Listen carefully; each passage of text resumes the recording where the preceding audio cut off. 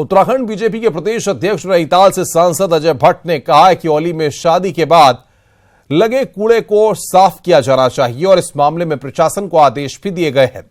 इसके लिए कोर्ट के आदेश पर पैसे भी जमा कराए गए हैं। औली के कचड़े को हटाने के लिए जिन्होंने शादी की थी पूर्व में ही धनराशि जमा करी है, शायद 30 लाख करी है या फिर 1-2 करोड़ जो भी करी होगी मुझे पता नहीं, माननीय न्यायालय के आदेश पर जमा हुई है। एडमिनिस्ट्रेशन उसकी मॉनिटरिंग कर रहा है, खुद जिलाधिकारी और एसएसपी उसको देख रहे हैं, जिला अधिकारी और एसएसपी।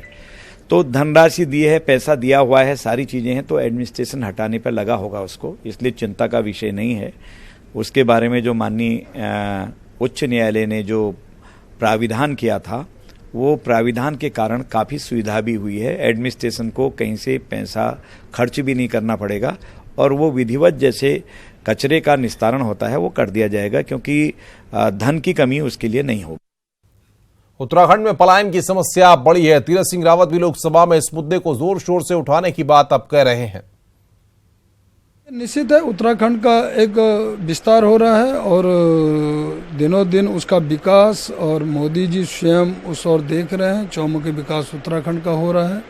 विशेषकर मैं अपनी लोकसभा की बात करूं तो ऑल ओवर नेशनल हाईवे, 4 धाम, ये सब चीज़ें, रेलवे ट्रैक, ये सब हो रहा है। लेकिन साथ साथ पलायन हमारा मुख्य मुद्दा है। पलायन वहाँ रुके और उस पलायन के लिए हम क्या कुछ कर सकते हैं, तो खेती है, पर्यटन है। पर्यटन को हम बढ़ावा देंगे तो वहाँ का नौजवान रुकेगा और यात्रियों को सुविधा मिलेगी। ये हमारा मुख्य उद्देश्य रहेगा। निश्चित है, इसके लिए हम आवाज़ उठाएंगे और वहाँ ठहराव हो, सीमांत क्षेत्र है, वहाँ आबादी रहनी चाहिए, नौजवान रहना चाहिए। इस ओर क्या कुछ और हो सकता है, उस ओर हम अग्रसर करेंगे, शासन में भी और अपनी तरफ से। उत्तराखंड सरकार में मंत्री मदन कौशिक ने एनआरसी को लेकर कहा है कि केंद्र सरकार इसके लिए गंभीर है। वहीं अवैध तरीके से रह रहे बाहरी लोगों को चिन्हीकरण कर कार्रवाई की जाती रही है। तो पूरे देश में जरूरी भी है और राष्ट्रीय अध्यक्ष जी ने कहा भी है। लेकिन जहाँ तक सवाल है कि देखिए, राज्य में अपना एक जो कायदा है, कानून है, उसके अनुसार हम काम करते हैं।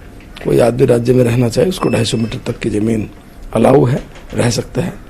लेकिन इस कानून का डिसओबे कोई करेगा तो तब उसके खिलाफ कार्रवाई करेंगे। या कोई अनवांटेड लोग जिनको आना है, बाहर से आए हुए हैं, समय समय पर इस प्रकार की कार्रवाई हम लोग, पिछले दिनों कोई कार्रवाई हुई भी थी जो पाए गए थे कि जो बांग्लादेश से आए थे और इस प्रकार रह रहे थे, उनको चिन्हीकरण करके और उनके खिलाफ कार्रवाई हुई।